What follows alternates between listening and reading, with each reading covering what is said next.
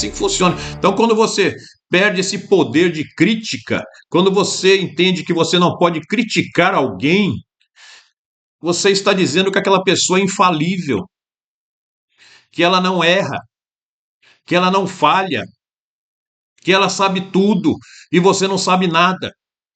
Quando você não usa essa ferramenta que Deus te deu, que é o ato de pensar, raciocinar, discernir, pesquisar, analisar, você perde o que é de mais sagrado que Deus te deu. E você joga a tua vida nas mãos de alguém que é tão falho quanto você. É um ser humano, cheio de limitações, como você. É uma tremenda de uma ignorância, gente. Me permitam. Não podemos fazer isso. As pessoas falham. São falhas, gente. Nós não podemos pôr a confiança numa pessoa. Nós temos que acreditar nos valores, nos princípios, nas ideias e votar e apoiar aqueles que estão apoiando isso também. Eu chego a ficar abismado com pessoas que dizem: olha, quando fala de candidato a presidente da República na próxima eleição, que vai ser muito difícil, o sistema ainda está aí todo montado ainda, não tenha falsas esperanças de que as coisas vão dar certo não, viu, gente? Mas, enfim, as pessoas dizem: quem você vai votar? Aí diz: em quem o Bolsonaro indicar. Meu Deus! Você é o quê? Você não tem cérebro? Você não pensa? Você não sabe analisar as coisas? Você precisa de alguém que é ser humano como você para dizer o que você tem que fazer? Pessoas adultas, pessoas sexagenárias. Ah, quem falar eu voto. Pode, mesmo que for o cachorro, o caramelo. Meu Deus, o que é isso? Você não é um conservador. Você é um seguidor de uma pessoa. Virou uma religião para você isso. É como se falar para um cristão que começar a criticar Deus, começar a criticar Jesus Cristo. Ela vai falar: isso é uma heresia. Isso é uma heresia. Onde já se viu isso? Fica a mesma coisa, gente. Parece que está criticando Deus, mas não é. É um homem com limitações, com fragilidades, com enfermidades, que fez um bom governo, que nós votamos e somos muito gratos, mas nós temos que continuar. Nós não podemos ficar parados imaginando que essa pessoa vai resolver nossos problemas. Quando você perde o poder de criticar alguém, algo está muito errado com você. Com você. Quando você chama alguém de Messias, mesmo que seja o sobrenome, não é Messias na visão da divindade, há algo muito errado com você. Quando você não quer ter a responsabilidade de analisar e pensar em quem você vai votar, e você vai votar somente porque alguém indicou, isso parece coisa de comunista. Isso parece coisa de comunista, porque é assim que eles fazem. Eles não têm opção. Eles têm que votar naquele que o semideus mandou. E ai, se algum deles fizer o contrário. Isso é coisa de comunista, gente. Isso não é coisa de conservador, não. Então, o conservadorismo, gente, essa tradição secular, ela é pautada no poder de reflexão, de crítica, de divergência entre nós. Nós podemos divergir entre nós, isso não é traição. Nós somos a favor da liberdade de opinião, liberdade de expressão, liberdade política. Nós podemos discordar de um candidato A, candidato B, que seja do nosso espectro. Nós podemos divergir de métodos, de formas, de estratégias. Faz parte do conservadorismo o poder de criticar. Faz parte do conservadorismo a prudência. Não querer ser uma grande ruptura, um golpe de Estado, isso não é coisa de conservador. Isso é coisa de comunista. Nós temos que entender isso tudo, para que nós possamos, quando passar Bolsonaro, e eu espero que ele viva muito ainda, quando passar o Bolsonaro, nós termos outras pessoas como referências para nós votarmos. Tem muita gente boa, tem gente boa sim. Tem agora o Flávio Bolsonaro, que foi um bom político, vai, dentro daquele padrãozinho. Não fez nada demais também, nem de menos. Diz aí o que o Flávio Bolsonaro fez de grandioso como senador. Mas foi um bom senador, vai. E, mas todos nós sabemos, não vamos ser aqui ingênuos, que a maioria vai votar nele porque ele é filho do Bolsonaro. Que a maioria vai votar nele porque o Bolsonaro indicou. Não é verdade? Você mesmo, não é? Você sabe como foi o senador Flávio Bolsonaro, como político? Você acompanhou a vida dele? Você sabe o que ele fez, os projetos e tal? No que ele votou, no que ele não votou? Você sabe? A maioria não. Mas vai votar porque é filho do presidente Bolsonaro. E tudo bem, gente. Você quer fazer isso? Você tem liberdade para fazer isso. Ok. Eu, como conservador, se não tiver nenhum outro candidato também, eu vou votar no Flávio Bolsonaro. Não tem outro. Não tem outro dentro do nosso espectro político que se apresentou. Tem alguns governadores aí, eles vão pular fora, a gente sabe disso, porque sabe que o Flávio Bolsonaro vai angariar mais gente, mas vai ter muita gente que não vai votar no Flávio. Esse é o meu medo, hein? Mas enfim, mas tem muita gente boa. Por exemplo, nós temos aí o deputado Marcel Van Hatten, um ótimo deputado, político de primeira,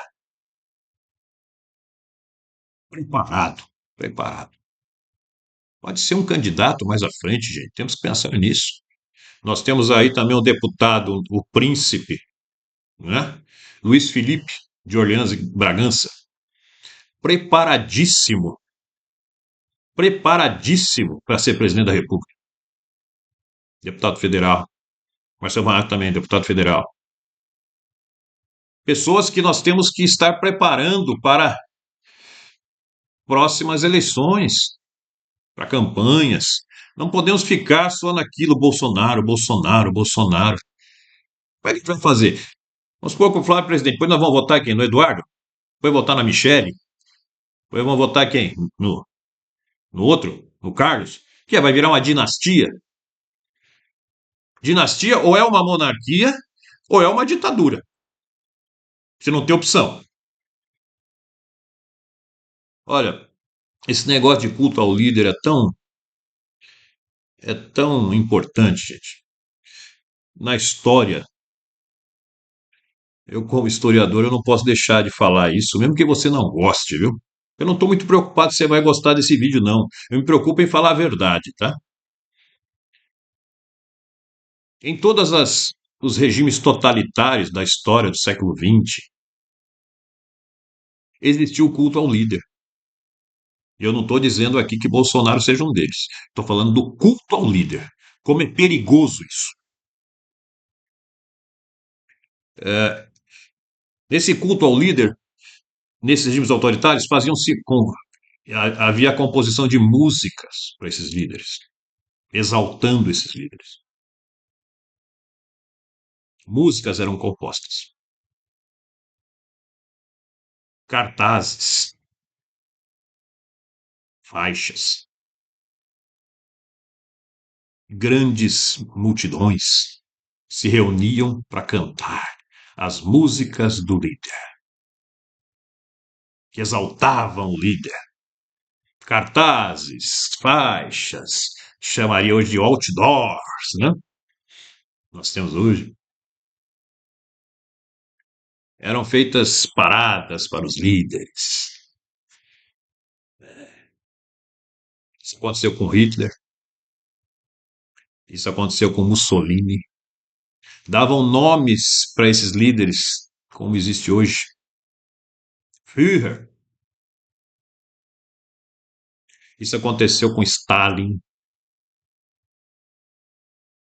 Isso aconteceu com em Cuba, com Castro. Isso acontecia na Venezuela, com Chaves, com Maduro. Isso acontece na China. Isso acontece na Coreia do Norte. Olha, gente,